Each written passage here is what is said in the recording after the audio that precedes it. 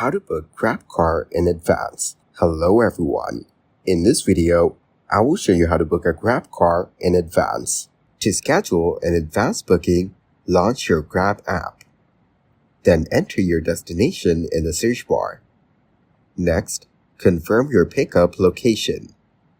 Now choose your service type and tap on the calendar icon. To avoid the hassle of rebooking, ensure that you select the correct service type.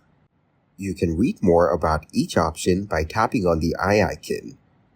Input the date and time and tap on Book to schedule your ride. Read the terms and conditions and ensure that you select the correct date and time. View your advanced booking in the Activity tab. Thank you guys for watching this video. Hope you got some value. Make sure to like the video and subscribe to the channel to get notified of new videos. See you in the next one.